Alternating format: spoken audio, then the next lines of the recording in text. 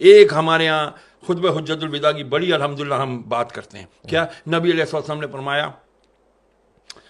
کیا کہ جی میں تمہیں اپنے بعد دو چیزیں چھوڑے جا رہا ہوں, ایک قرآن اور ایک سنت. ہر ایک یہی کہہ رہا ہے, ایک قرآن اور ایک سنت. یار آپ اپنے اندر یہ اخلاقی جرت کیوں نہیں پیدا کرتے کہ میں تمہارے درمیان دو چیزیں چھوڑے جا رہا ہوں, ایک قرآن اور ایک اپنی اطرت, اپنے اہل بیت, اپنی آل.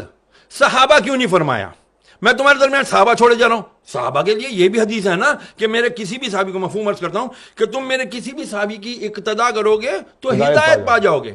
لیکن خطبہ حجت الوداع جو دنیا کا سب سے بڑا اجتماع تھا, 1.25 لاکھ صحابہ موجود تھے جو پوری دنیا میں گئے, انہوں نے پہنچانا تھا پیغام نبی کا, کیونکہ اس دن دین مکمل ہو گیا تھا. فرمایا میں اہل بیت چھوڑا.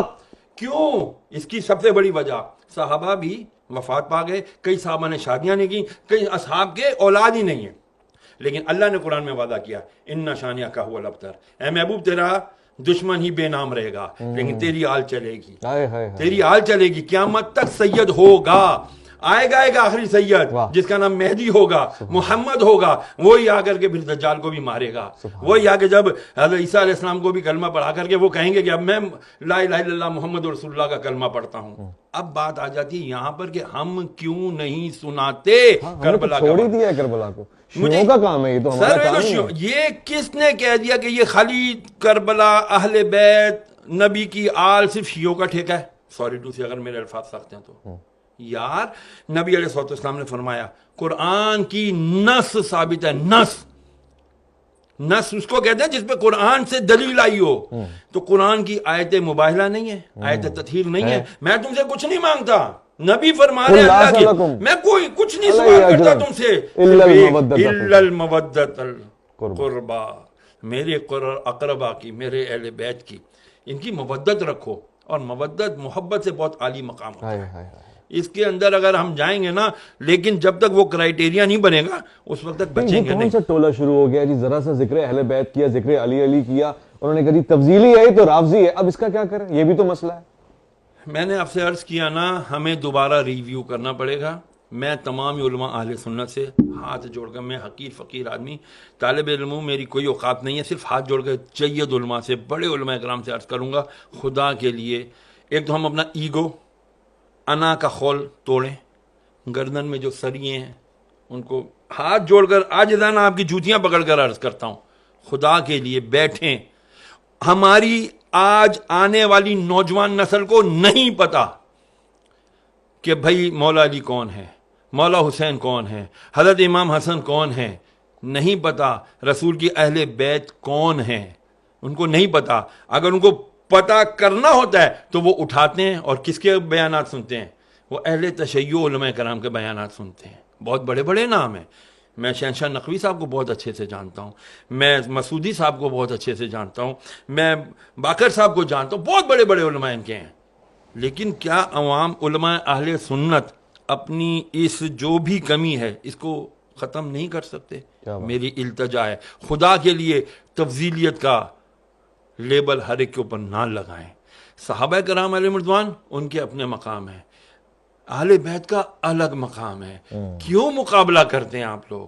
خدا کے لیے نہ مقابلہ کریں, یہ مقابلے بازی کا کام ہے ہی نہیں. اللہ اکبر. یار جب ویسے آپ اس بات کو قبول کرتے ہیں, سچا سوال ہے, حضور نے ہم میں اہل بیت کو چھوڑا تھا نا, انی تارکو فیکم ثقلین کتاب اللہ و اطرتی, اور ہم نے بھی اہل بیت کو چھوڑ ہی دیا.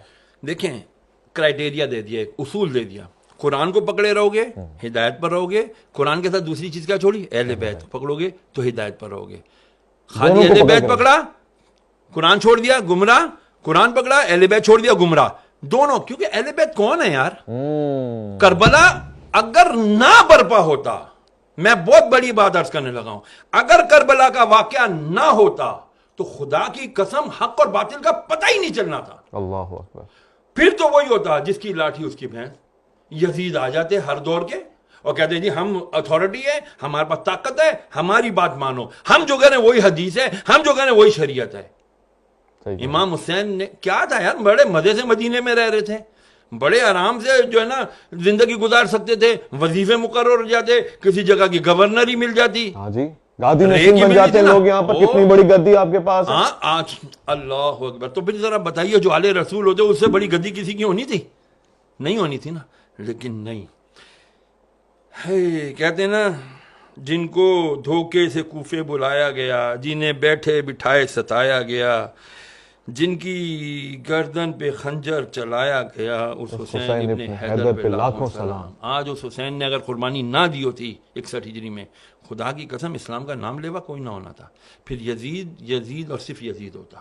میں کسی چینل پر گیا تھا، معذرت کے ساتھ ایک عرض کر دوں، میرا میڈیا کہتے ہیں آزاد ہے، کوئی آزاد نہیں ہے۔ مجھے کہا گیا یزید کا نام نہیں لینا، دشمن نے اہل بیت کہہ دینا یا دشمن حسین کہہ دینا۔ میں کیوں نہیں نام لوں یزید کا؟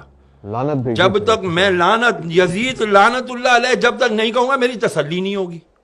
تو میں کیوں کروں ایسا کام، میں کیوں کروں ایسا پروگرام کہ جہاں پر میں حق اور باطل کو بیان ہی نہ کر سکوں؟ تو پھر آپ پروگرام کیوں کر رہے ہو بھائی؟ آپ کا مقصد، آپ صرف اپنی فارمیلٹی پوری کر رہے ہو، تو پھر ایسی فارمیلٹی اللہ منہ پہ مارے گا، ایسی نمازیں ایسی عبادتیں اللہ منہ پہ مارے گا، نہیں چلیں گی بھائی۔ تو پھر میں بھی سوچوں کہ میں پھر ایسے پروگراموں میں کیوں جاؤں کہ جہاں پر میں حق اور باطل کا نام ہی نہ لے سکوں۔ اور وہ 1400 سال پرانے یزید کا نام لیتے ہوئے گھبرا رہے ہیں، تو موجودہ یزید کے تو یہ تلوے چاٹیں گے۔ تو ہو یہی رہا ہے، سسٹم آپ کے سارے یزیدی چلا رہے ہیں بدقسمتی سے، اور پھر ہم کہتے ہیں جی ہم اہل بیت کے ماننے والے ہیں، ہم رسول اللہ کے جنت رسول اللہ کی، ایسے نعروں سے جنتیں ملنے لگی نا تو بڑے بڑے، وہ کیا شعر ہے اقبال کا کہ وہ ہو تو وہ بھی نعرے تکبیر بھی تقریب کیا ہوتا ہے وہ فتنہ، فتنے کے اوپر علامہ اقبال نے کہا نا کہ بہرحال مجھے اشعار یاد نہیں رہتے بھائی، سیدھی سی بات ہے، فتنہ بہت ہے آج کے دور میں، اپنے آپ کو بچاؤ، اہل بیت اور قرآن سے محبت رکھو، قرآن پڑھو گے، مولا کا ایک قول یاد رکھنا، مولا علی مشکل کشا کیا فرماتے ہیں جب میری خواہش ہوتی ہے کہ میں اللہ سے بات کروں تو میں قرآن پڑھتا ہوں، میں نماز پڑھتا ہوں، اور جب میں دیکھتا ہوں، میں چاہتا ہوں کہ اللہ مجھ سے بات کرے تو میں قرآن پڑھتا ہوں، تو مجھے لگتا ہے اللہ مجھ سے کلام کر رہا ہے۔ کیا بات ہے۔ تو جب یہ بتا دیا مولا نے کہ دیکھو تم قرآن بھی نہیں چھوڑنا اور ہم لوگوں کو بھی نہیں چھوڑنا، بہت بہت اگر ان کو چھوڑ دو گے تو گمراہ ہو جاؤ گے۔ سبحان اللہ۔